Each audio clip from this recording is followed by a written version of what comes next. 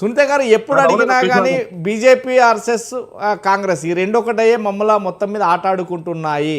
BJP versus Congress ఈ రెండు మాత్రం దొందే మమ్మల్ని మాత్రమే ఆట ఆడుకుంటున్నాయి, కావాలని మా మీద బురజలుతున్నాయి అంటారు. ఏమంటారు? కాంగ్రెస్ బీజేపీ ఎందుకు బురద జల్లాలనుకుంటాయి సార్? మేము వచ్చేసి ఏమైనా రేసులు పెట్టమని అడిగామా?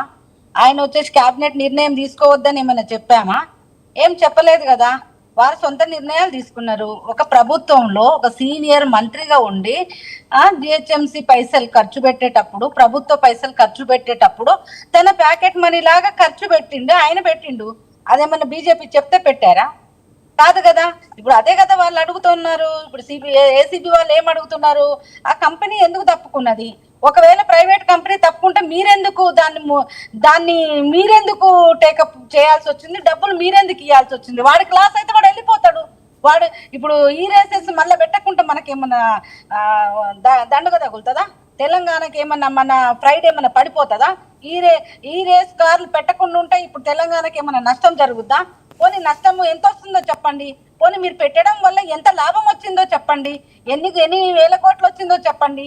మీరు పెట్టిన కోట్లకు మీరు అన్ని ఇప్పుడు ఫెమా ఉల్లంఘించింది మీరు అదే అడుగుతున్నారు. మీరు ఫెమా ఉల్లంఘించడానికి కారణం ఏందని వాళ్ళు అడుగుతున్నారు. దానికి ఆన్సర్ చెప్పండి. RBI రూల్స్ ప్రకారం వెళ్ళాలి మీరు ఫారిన్ ఫండ్స్ రిలీజ్ చేసేటప్పుడు. మరి అక్కడ అనుమతి తీసుకున్నారా అని అడుగుతున్నారు. దానికి సమాధానం చెప్పమనండి.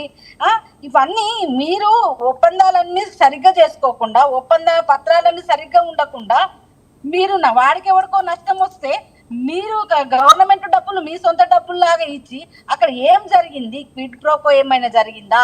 మీరేమైనా లబ్ధి పొందారా?